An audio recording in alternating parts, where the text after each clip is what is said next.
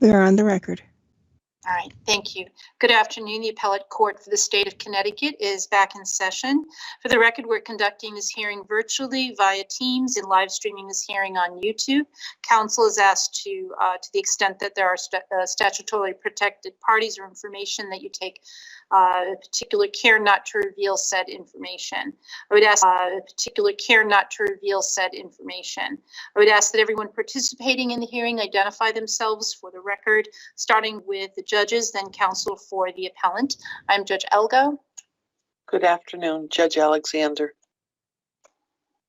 Good afternoon, Judge DiPentima. Good afternoon, Your Honors. Prerna Rao for the appellant, Terrence SCHOTT. Okay. And I understand that the appellee has now filed an appearance and is not present for these purposes today. So for the record, I note that I can hear and see everyone. Please let us know if in the course of your argument you're experiencing any difficulties hearing or seeing anyone. If you should lose your audio or video capability, please log out and retry the Teams link you were sent for this hearing, and then we will take a pause in the recording just to see if that will address the problem. All participants must keep their video on and remain in view out of respect for the process and the participants. All participants are also asked to keep your microphones off and muted when you are not speaking. The judges will raise their hand if they have a question to avoid talking over whoever's speaking, but will interrupt if for some reason you do not see them. Please keep in mind that while this is a virtual hearing, all participants are expected to conduct themselves with the same formality and respect for the process as you would in our courtroom. Counsel, as you probably know, you are permitted 20 minutes of argument, and Judge Alexander will give you will be our timekeeper, and she will give you a 2-minute warning, and we'll let you know when your time is also up. So this is the matter of SCHOTT versus SCHOTT, docket number 43541, and Attorney Rao, please proceed. Thank you, Your Honor. May it please the court, my name is Prerna Rao, and I'm the counsel for the appellant, Terrence SCHOTT. This appeal stems from a decision rendered after a hearing on a post-judgment matter where the defendant, ex-husband, and for the sake of convenience for this forum, I'm going to refer to the parties as husband and wife, where the husband sought to terminate the alimony pursuant to their divorce agreement, which was entered in as a court order back in 2014. Specifically, the decision by the trial court after a hearing on this matter makes a few important findings, which I will address in turn.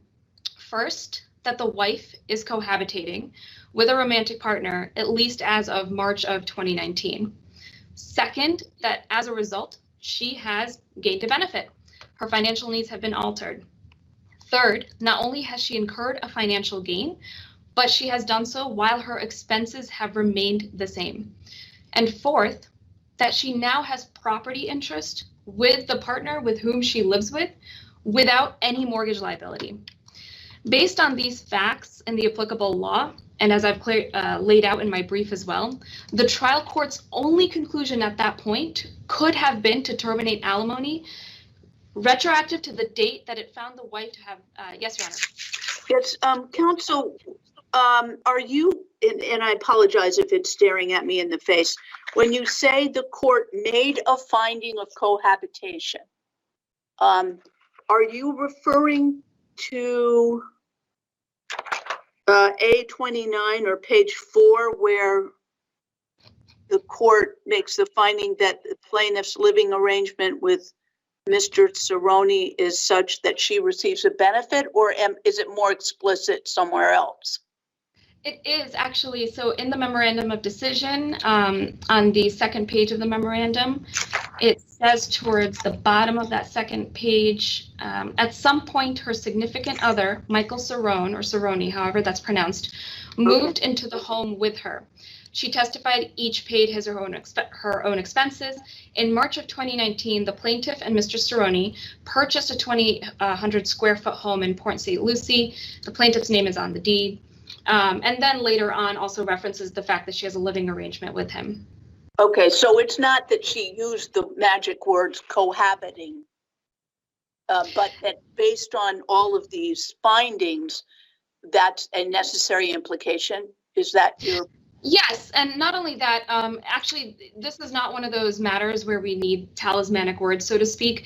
The court has, the appellate and Supreme Court has multiple times made findings that in order to meet the standard of cohabitation under the law, the only things that need to be found are, one, whether there's a living arrangement, whether the recipient of the support is living with another person, and two, whether that arrangement results in the needs of that recipient's financials Right. being altered. Okay.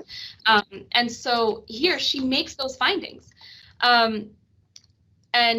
She makes those findings as of March of 2019, which is during the trial court. I did argue that the alimony should have been terminated as of that date. And this is the reason why. As a matter of law, these kinds of provisions in divorce agreements are self-executing.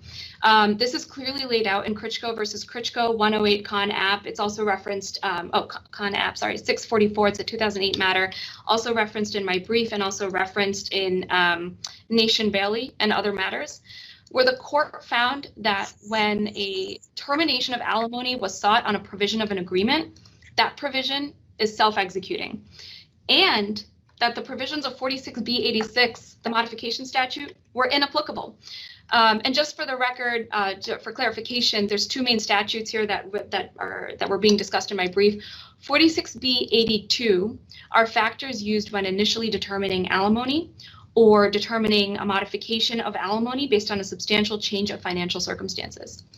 46B86 is the modification statute, which references the standard of substantial change of financial circumstances, and then also references those factors found in 46B82.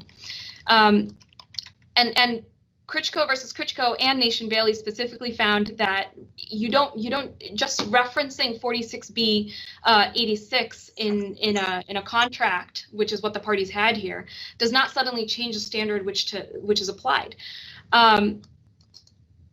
In Nation Bailey specifically, the Supreme Court rejected that argument. The argument that opposing counsel, and the wife's attorney had posited in trial, that referencing 46B86 for some reason has an effect on how the contract that these two parties bargained for has to be interpreted. That argument was specifically rejected by Nation Bailey, by the Supreme Court. And I also want to point out a few other things regarding Nation Bailey. In that particular matter, the separation agreement between the parties used less clear language than we have in this case.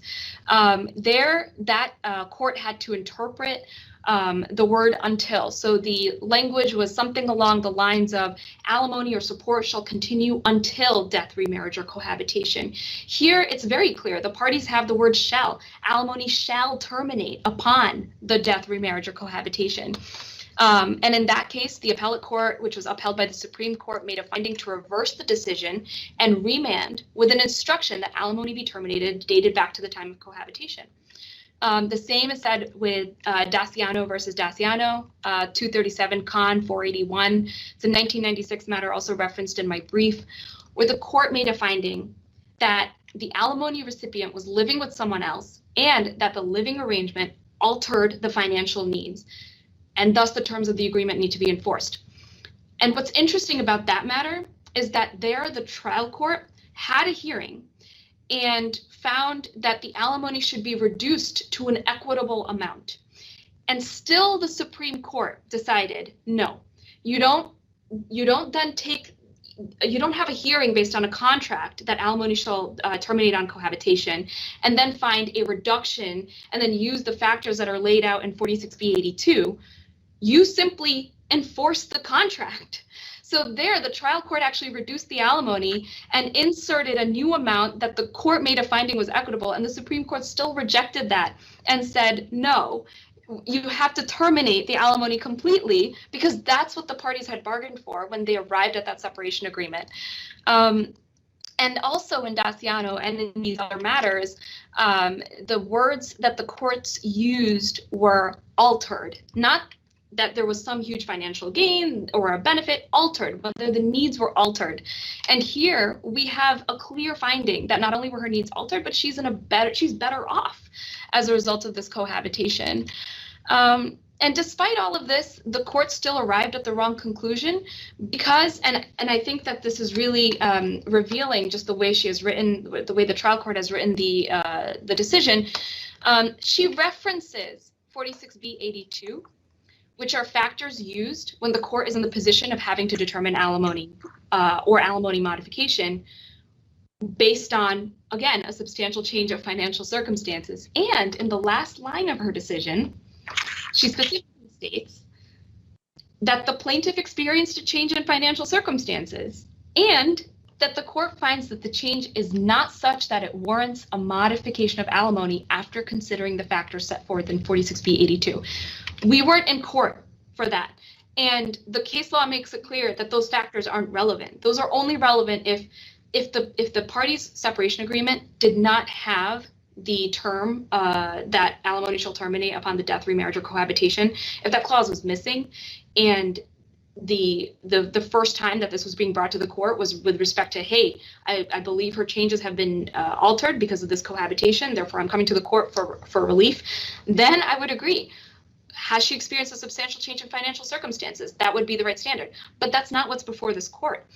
What's before this court is that, and the statute also references this in 46B82, the second part of subsection B specifically says, when there's an agreement between the parties, the provisions of that agreement shall be enforced.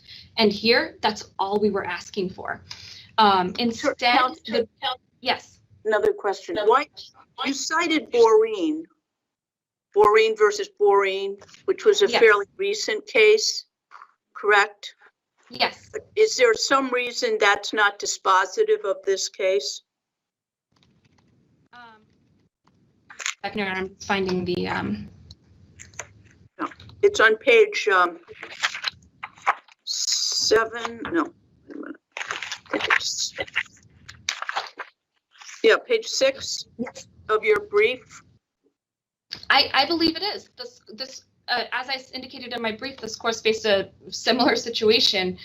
As soon as, and I feel that because it's a common clause in separation agreements, this specific issue has been in front of this court multiple times in Boreen versus Boreen and Nation Bailey and Daciano, that when there's an agreement, when there's a provision of an agreement that provides that upon cohabitation, alimony shall terminate, then all the court is tasked to do when that provision has been made an issue is determine whether there's cohabitation.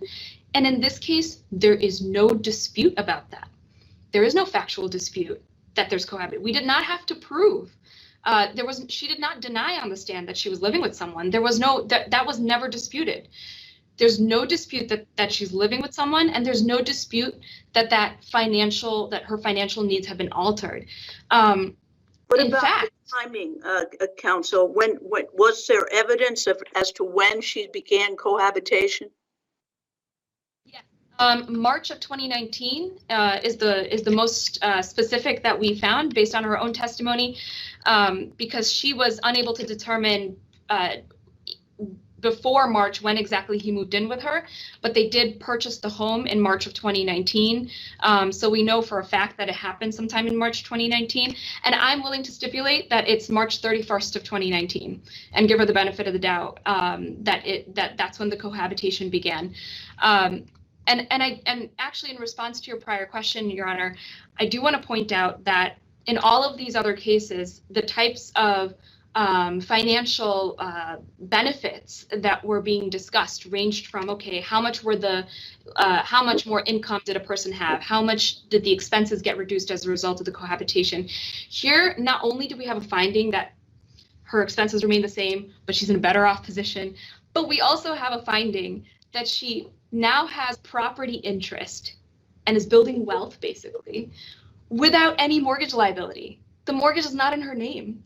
And so that's an incredibly objective and much larger factor, or more clear factor, I would say, than some of these other cases that had to actually go through a lot more discussion to arrive at the same conclusion.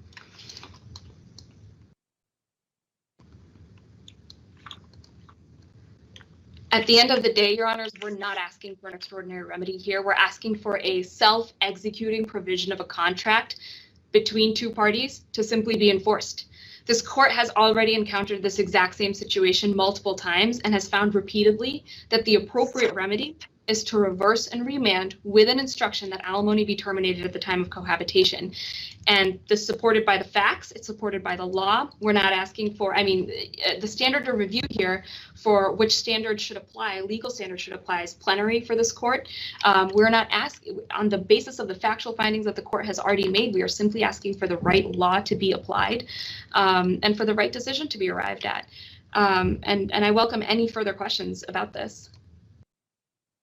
All right, seeing none, thank you very much, counsel, and we thank you for participating in this virtual hearing. We'll go forward to seeing you soon in our normal and regular courtroom in the future, and we will take this matter under advisement and adjourn until Thursday at 2 o'clock.